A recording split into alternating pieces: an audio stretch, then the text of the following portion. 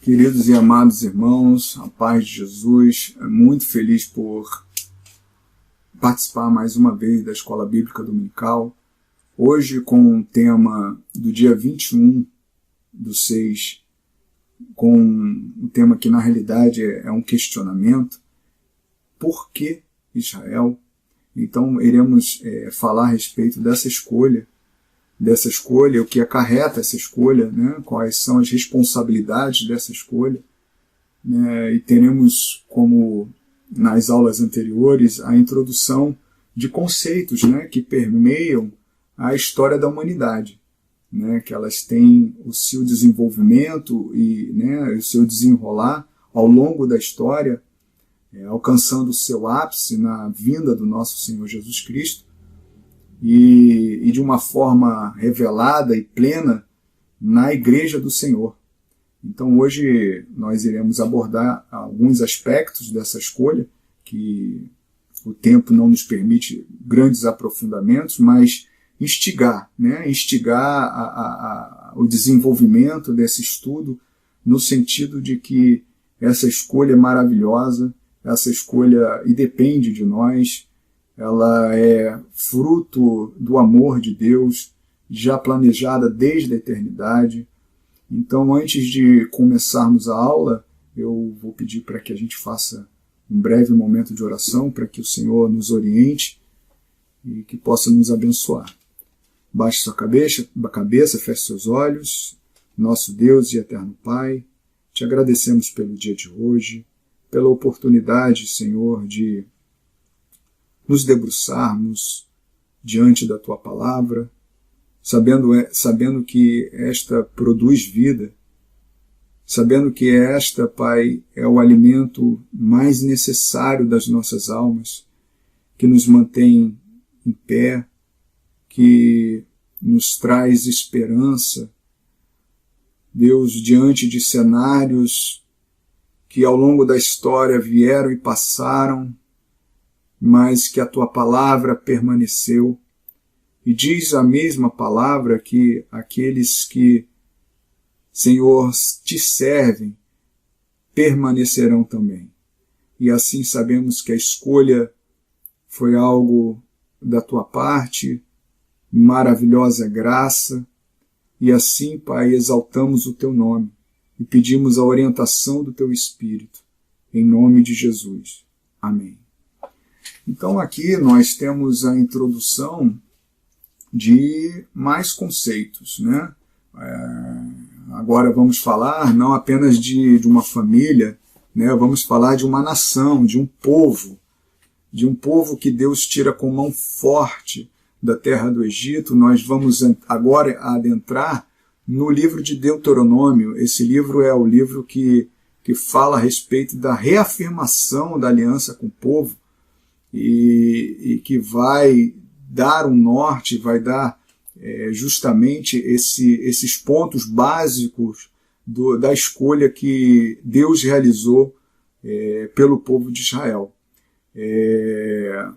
Então a gente vai fazer a leitura no livro de Deuteronômio, no capítulo 7, a partir do verso 1, tendo em mente que essa escolha ela foi totalmente desassociada da justiça, da capacidade, de alguma capacidade que o povo de Israel pudesse ter. Ela é também uma acarretadora de responsabilidades. O que eu quis dizer é que Deus, escolhendo o povo, acarretaria grandes responsabilidades para o mesmo. Então a nossa leitura é dentro desses aspectos, dentro dessa visão. Então convido vocês para abrir no livro de Deuteronômio, capítulo 7, versos 1 a 8. Eu vou ler rapidamente, porque aqui tem os pontos básicos. E é interessante. Vamos lá. Quando o Senhor teu Deus te introduzir na terra a qual passas a possuir, tiver lançado muitas nações diante de ti, os heteus, os gazeus, os amorreus, os cananeus, os ferezeus, os heveus e os jebuseus, sete nações mais numerosas e mais poderosas do que tu. E o Senhor teu Deus as tiver dado diante de ti para as ferir, totalmente a destruirás. não farás com elas aliança, nem terás piedade dela. Nem contrairás o matrimônio com os filhos dessas nações. Não darás tuas filhas aos seus filhos, nem tomarás suas filhas para os teus filhos, pois eles fariam desviar teus filhos de mim, para que servissem outros deuses, e a ira do Senhor se acenderia contra vós outros, e depressa vos destruiria. Porém assim lhes fareis. Derrubarei os seus altares, quebrarei as suas colunas, cortarei os seus postes ídolos, e queimarei as suas imagens de escultura. E é interessante essa parte, porque tu és povo santo do Senhor, teu Deus. O Senhor, teu Deus, te escolheu para que ele fosse o seu povo próprio de todos os povos que há sobre a terra. Não vos teve o Senhor afeição, nem vos escolheu porque fosseis mais numerosos que qualquer povo, pois eres o menor de todos os povos. Mas porque o Senhor, olha a base, mas porque o Senhor vos amava, e para guardar o juramento que fizeram a vossos pais. E para guardar o juramento que fizeram aos vossos pais, o Senhor vos tirou com mão poderosa e vos resgatou da casa de servidão, do poder de Faraó, do rei do Egito. Então nós observaremos, no desenrolar de todo esse livro, que ele é permeado desse relacionamento especial que Deus tem com o povo de Israel. É introduzido ali, que Deus, que foi Deus que os tirou, então para acarretar confiança, para produzir fé no povo. E aí Deus chega nesse momento e fala que este povo é o povo escolhido dentre todas as nações da terra, separados como um povo especial. E essa escolha acarreta responsabilidades diante de Deus e diante de todos que estão à volta. E aí a gente consegue observar algumas ênfases nessa passagem que nós lemos. Primeiro que Deus escolheu. Deus quem foi que escolheu eles como povo especial. Esse povo seria dele, uma propriedade particular. E é interessante que essa questão de propriedade, a tradução dessa passagem, ela diz que significa tesouro móvel, não é algo parado, é algo que Deus levará com ele. E a terceira deveria ser para os demais povos aquela demonstração da natureza santa de Deus. Porque quais são os outros povos que tem um Deus tão chegado, tão próximo como o povo de Israel, e que na obediência se nota, se identifica algo diferente, que são mandamentos de vida, que produz vida, que faz com que o povo cresça.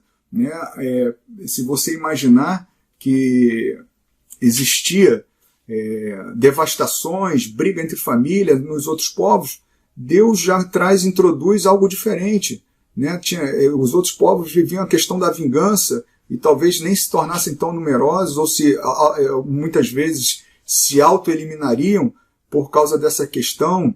Nós vemos o seguinte, Deus já coloca nos 10 mandamentos, honra teu pai e tua mãe, ou seja, guardando a posteridade, mantendo, e aí você vê o povo de Israel crescendo em número e sendo fortalecidos por esta palavra de vida.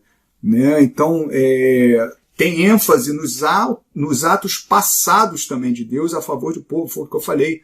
Isso precisa produzir fé no coração do povo. Eu preciso perceber que eu sou um eleito, que eu cheguei até aqui, pelos atos que Deus já praticou, talvez antes mesmo de eu ter essa revelação de ter sido escolhido. Então, tudo que Deus fez, tudo o início do povo, foram atos graciosos da mão do Todo-Poderoso. E aí é interessante, outro ponto, que essa questão da eleição, ela é muito mais identificável pela questão das exclusões do que propriamente alguma coisa que o povo de Israel pudesse ter. Então, na realidade, ela é identificada pela exclusão e não por algo que o povo de Israel pudesse apresentar diante de Deus. Então é interessante, primeiro, não foi pela justiça do povo, No verso 4 diz assim, do capítulo 9, do livro de Deuteronômio: quando, pois, o Senhor teu Deus estiver lançado de diante de ti, não digas no teu coração: por causa da minha justiça é que o Senhor me trouxe esta terra para possuir, porque pela maldade dessas gerações é que o Senhor as lança de diante de ti. Não é por causa da tua justiça, nem pela retitude do teu coração que entras a possuir a sua terra, mas pela maldade destas nações o Senhor teu Deus as lanças de diante de ti, e para confirmar a palavra que o Senhor teu Deus jurou a teus pais, Abraão, Isaque e Jacó. Verso 4 e 5 do capítulo 9 do livro de Deuteronômio. E é interessante que realmente a escolha não foi baseada em qualquer senso de justiça do povo de Israel. Pelo contrário, no livro, no mesmo capítulo que nós lemos agora, no 9, verso 24, vai dizer assim: rebeldes fostes contra o Senhor desde o dia que vos conheci.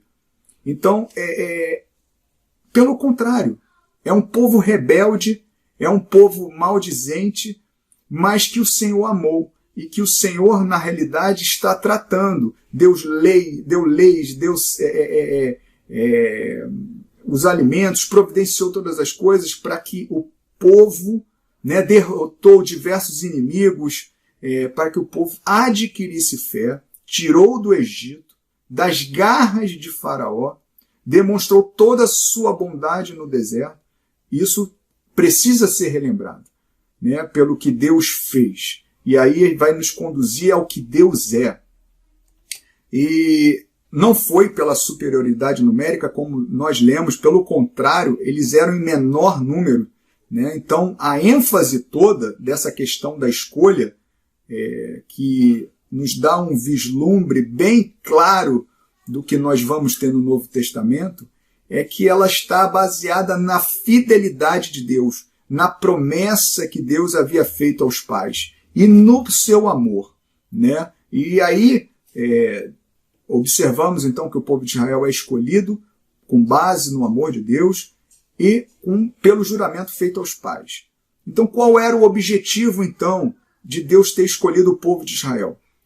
Em primeiro lugar, capítulo 4, versos 6 e 7 do livro de Deuteronômio diz assim: guardai-os, pois, cumpri-os, porque isto será vossa sabedoria e vosso entendimento perante os olhos dos povos, que, ouvindo todos esses estatutos, dirão: certamente este grande povo é gente sábia e inteligente. Pois que grande nação há que tenha deuses tão chegados a si como o Senhor nosso Deus, todas as vezes que o invocamos. Então, é preciso que as outras nações observem o relacionamento do povo com Deus. E aí eles identifiquem que não existe outro Deus que tenha um relacionamento tão próximo com o seu povo. Seria a questão até tríplice que é apresentada em Levítico, no capítulo 26, verso 12, que diz assim: andarei entre vós e serei o vosso Deus. Andarei entre vós e serei o vosso Deus, e vós sereis meu povo. Capítulo 26, verso 12 do livro de Levítico.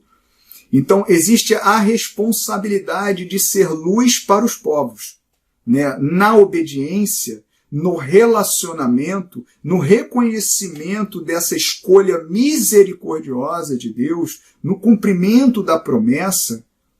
A gente demonstra, o povo de Israel demonstraria às outras nações que Deus habita no meio daquele povo, que há um Deus chegado, que não é um Deus longe, como os outros povos estavam à sua volta, ou figuras humanas.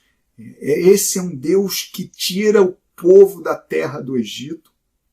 Esse é um Deus que habita entre o povo. Esse é um Deus que escolhe essa nação para ali se manifestar e ser luz para os povos, para que isso produza nos outros povos esse sentimento e o desejo de servir a esse Deus. E é interessante, quando a gente leu essa passagem de Levítico, no capítulo 7, Deus fala a respeito de desterrar nações, tirar nações que ali já não habitariam e que não tinham qualquer conhecimento da vontade de Deus, né? Aí ele vai falar o seguinte, ó: quando o Senhor teu Deus te introduzir na terra qual passas a possuir, tiver lançado muitas nações diante de ti, aí vai falar os gigazeus, os amorreus, os cananeus, os ferezeus, os heveus, os jebuseus, 7 nações mais numerosas e mais poderosas do que tu. Tá falando para não fazer aliança com eles, tá falando para destruí-los totalmente. Não é nem para pegar despojo, não é nada, é para acabar completamente com qualquer resíduo daquela nação, porque ele não poderia jamais se contaminar, porque a Bíblia fala aqui de forma clara que eles poderiam se contaminar e se prostituírem, né? Esse povo seria separado, esse povo viveria à vontade de Deus, e manter estas nações que já tinham, vamos dizer que já tinham subido transbordado o cálice da ira de Deus, era fazer com que o povo se desviasse. E é interessante que Deus ele tem um tratamento diferente com esses povos para os povos que estão ao redor, né? Ele fala que, da mesma forma que estava dando ao povo de Israel uma terra, ele também tinha dado aos filhos de Ló e aos filhos de Esaú. E que quando o povo de Israel fosse entrar na terra, que não mexessem com esses povos, porque também era terra dada pelo Senhor.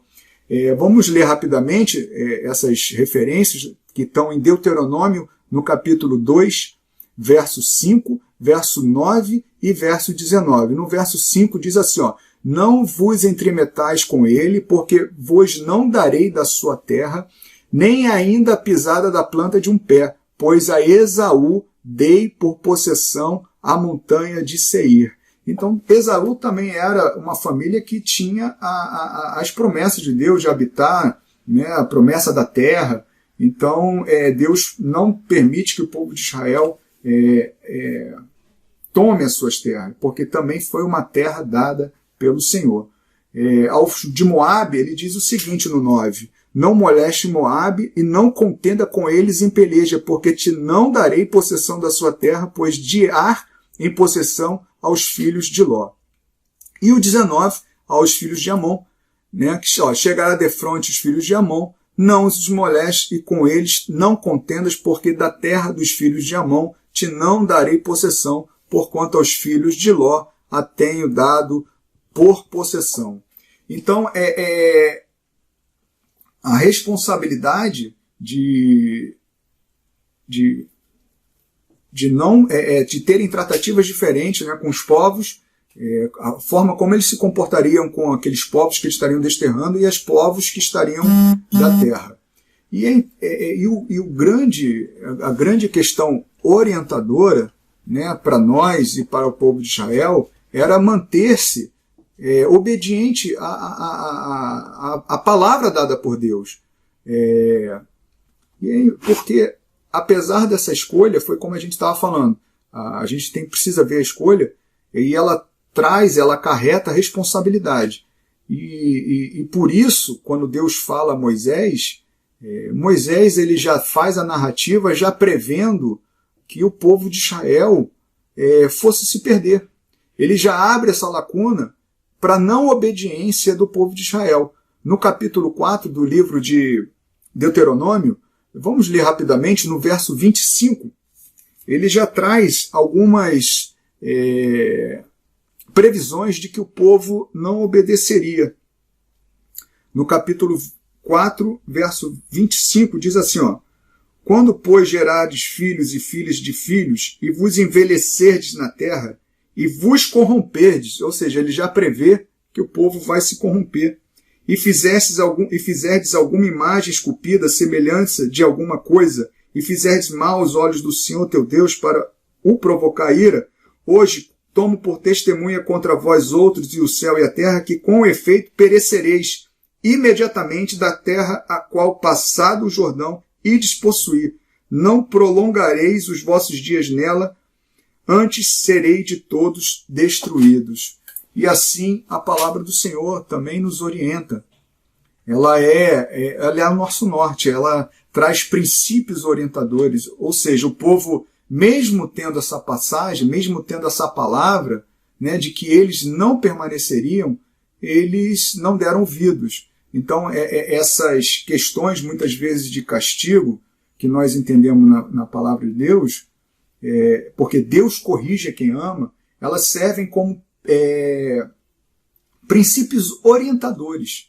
Né? Porque se entendemos que o povo é escolhido, né, por pura graça, não por mérito, não por justiça, e que essas questões de castigo, elas são claras, elas vão servir justamente para produzir o temor, não é para destruir o povo.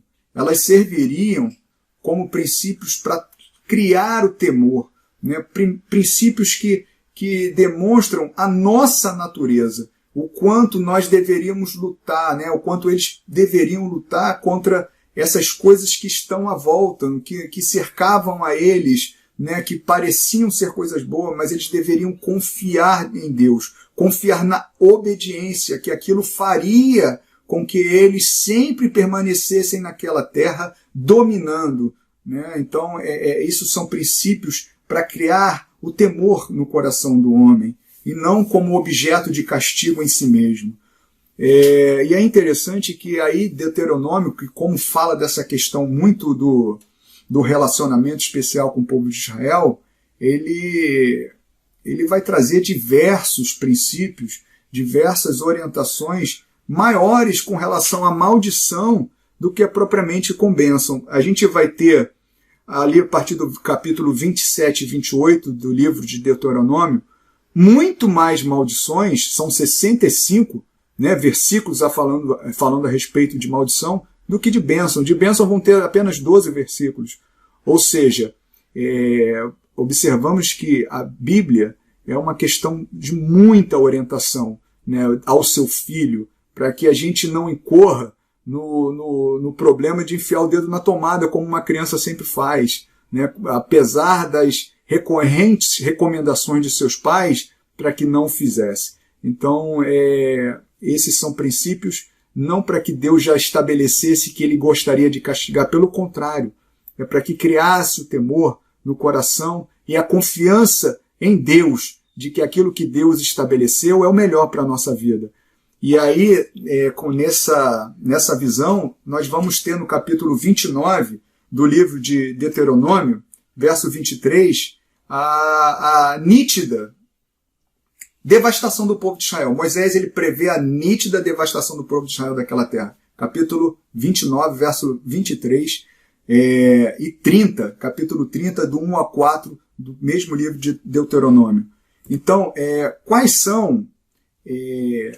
diante, né, dessa escolha que Deus faz para nossas vidas, né, do que Deus fez com Israel, né, primeiramente pensando no povo de Israel, essa escolha que não foi baseada nos atos de Israel, não é baseada na justiça, pelo contrário, eles fizeram o contrário, eles sempre demonstraram no deserto um coração duro em obedecer, mas Deus manteve a sua promessa por amor, deu, né, princípios norteadores, né, que dariam, digamos, para criar o tremor e o temor no coração do homem, para que eles se mantivessem fiéis à palavra e não se corrompessem com as nações em volta. Deveriam ser luz, né, para as nações. Interessante que, inicialmente, o povo ele foi chamado para ser o quê? Sacerdote. Cada um seria um sacerdote das nações, mas o povo não quis, ele teve medo, então pediu para que, né, o próprio Moisés, através da tribo, né, de Levi, depois, né, da tribo de Arão, fizessem esse intermédio, né, sacerdotal. Então você vê que o coração do homem já determinado a sempre pecar contra Deus. E aí a gente tem algumas conexões, né? Como a gente falou, o desenrolar da história, né? O desenvolvimento da história, ela vai culminar com uma obra redentora do Senhor, naquilo que o homem não pode ou não pôde cumprir dentro desse contrato, né? Nesse relacionamento com Deus. O próprio Deus, ele cria, né? Ele estabelece e ele cumpre através do seu Filho, né? A parte que cabia ao homem dentro desse relacionamento. Então temos conexões diretas, né, com o Novo Testamento a respeito dessa eleição. E aí a primeira palavra que eu quero compartilhar com vocês se encontra no livro de Tessalonicenses, no capítulo 2, versos 13 e 14, que vocês possam abrir, porque isso nos dá uma base da eleição de Deus, como Deus nos escolhe, que isso é uma obra totalmente do Espírito Santo, né? Não pelos nossos méritos.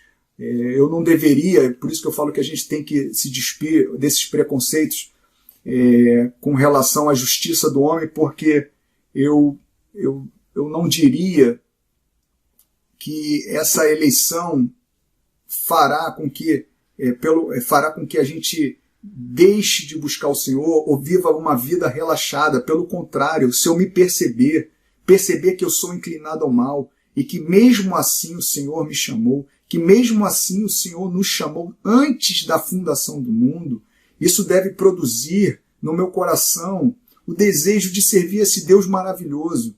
Então essa é a distinção, a grande distinção do Filho de Deus, que Deus fará com que ele sirva, que Deus vai colocar em seu coração, pois ele tem a compreensão dos atos, né, graciosos de Deus. Aí diz assim a palavra, entretanto, devemos sempre dar graças a Deus por vós, irmãos amados pelo Senhor, porque Deus vos escolheu desde o princípio para a salvação, pela santificação do Espírito e fé na verdade. Olha esses princípios, Ele nos escolheu para a salvação, pela santificação do Espírito. O Espírito de Deus produz em nós a santificação no Senhor e a fé na verdade, para o que também vos chamou mediante o nosso Evangelho, para alcançardes a glória do nosso Senhor Jesus Cristo.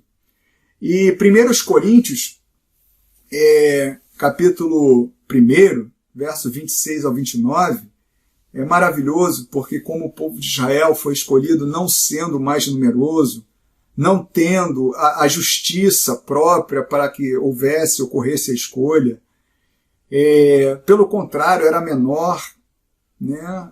A Bíblia ela é tão maravilhosa que ela vai falar no livro de 1 Coríntios, capítulo 1, verso 26, 29 diz assim, irmãos, reparai, pois na vossa vocação, visto que não foram chamados muitos sábios segundo a carne, nem muitos poderosos, nem muitos de nobre nascimento. Pelo contrário, Deus escolheu as coisas loucas do mundo para envergonhar os sábios, e escolheu as coisas fracas do mundo para envergonhar os fortes. E Deus escolheu as coisas humildes do mundo e as desprezadas e aquelas que não são para reduzir a nada as que são, a fim de que ninguém se glorie na presença de Deus. Assim como nos escolheu nele antes da fundação do mundo para sermos santos e irrepreensíveis perante ele e em amor nos predestinou para a adoção de filhos por meio de Jesus Cristo, segundo o beneplácito da sua vontade. Efésios 1, 4 a 5. Interessante, então, que a palavra do Senhor também é cheia de recomendações. O livro de Apocalipse fala às igrejas, né, que elas deveriam voltar ao primeiro amor, que eles deveriam ter cuidado, mas isso são princípios orientadores que despertarão no coração do escolhido, no coração do Filho de Deus, o desejo de servir, de entender que Deus está separando um povo no meio do povo, né? E que não há pré-requisitos para que eu possa ser parte desse povo, porque não depende de mim, não está em mim, mas está na escolha soberana do Senhor. E o que eu preciso fazer é simplesmente crer nessa obra maravilhosa que o Senhor tem feito antes da fundação do mundo e que tem se desenrolado ao homem, na história do homem, através do Antigo Testamento, e chegamos no Novo Testamento, e aonde o ápice é a crucificação do Senhor e o Senhor ter ressuscitado dos mortos. Efésios 2, capítulo 1 a 5 também diz o seguinte, Ele vos deu vida, estando vós mortos nos vossos delitos e pecados. Ou seja, aquele povo estava ali escravizado no deserto. Ele estava ali sem perspectiva alguma. A Bíblia fala que eles já estavam há 400 anos clamando, e Deus se compadeceu, Deus se lembrou da promessa feita. Meu irmão, temos uma promessa feita em Jesus Cristo. E é interessante, continuando essa leitura, diz o seguinte, estando vós mortos nos vossos delitos e pecados, nos quais andastes outrora, segundo o curso deste mundo, segundo o príncipe da potestade do ar, do espírito que agora atua nos filhos da desobediência, entre os quais também todos nós andamos outrora, segundo as inclinações da carne, fazendo a vontade da carne e dos pensamentos, e éramos, por natureza, filhos da ira, como também os demais. E então é por isso que Deus, naquele momento, também manda que Israel desterrasse aqueles povos que habitavam naquela terra, para que não houvesse aliança, porque eles não poderiam se contaminar. E a Bíblia fala que nós fomos resgatados dessa vã maneira de viver. Fomos separados para vivermos uma vida santa diante daquele que nos salvou. E continuando a leitura, mas Deus, sendo rico em misericórdia, por causa do grande amor com que nos amou, e estando nós mortos em nossos delitos, nos deu vida juntamente com Cristo, pela graça sois salvos. E a questão da eleição, ela deve ser aceita, não pensando nos nossos atos de justiça, mas pensando nos atos de amor.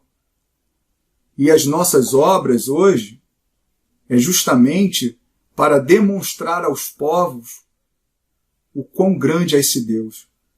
Que Deus é esse que é tão próximo de nós, que hoje habita em nós, que nos faz templo e morada do seu Espírito.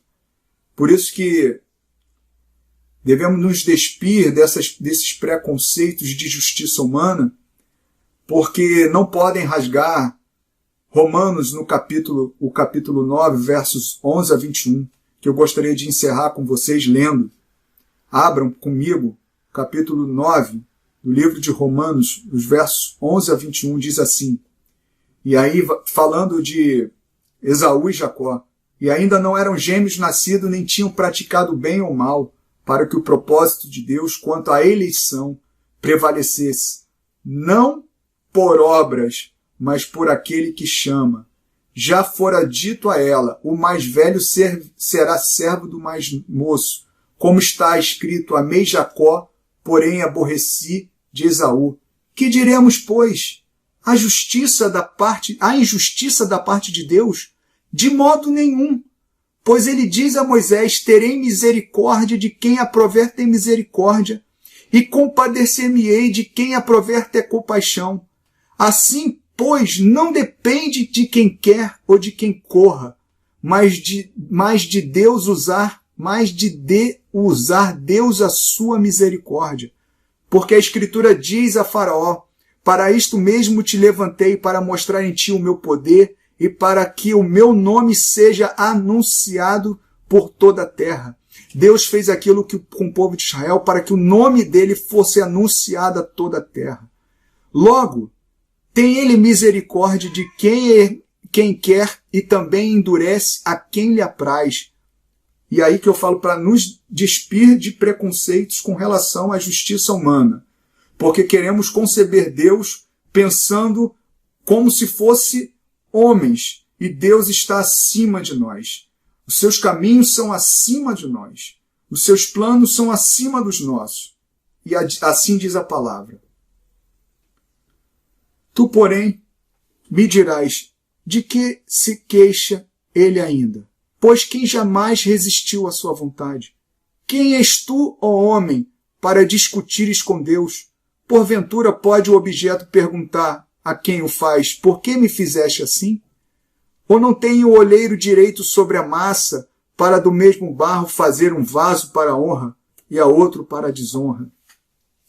A eleição, meu irmão, continua sendo ainda um ponto muito difícil das pessoas tocarem, porque elas tentam pensar Deus como se fosse um homem.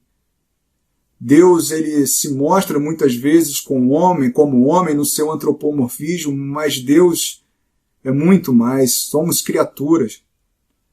E quando pensamos na eleição de Deus, né, de ter escolhido homens não pelos seus méritos, devemos glorificar e devemos viver para Ele, porque Ele sabe o que é bom para o homem. Como Criador, Ele sabe o que é bom e nos deixou esse manual, né?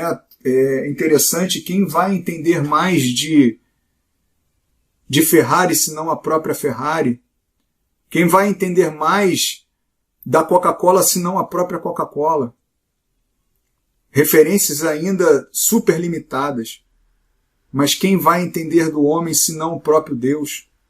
Mas então a gente tem que simplesmente nos humilharmos, entendermos as nossas inclinações, a dificuldade que nós temos de crer nessa bondade, porque fomos salvos não por obras, mas por pura obra da graça de Deus.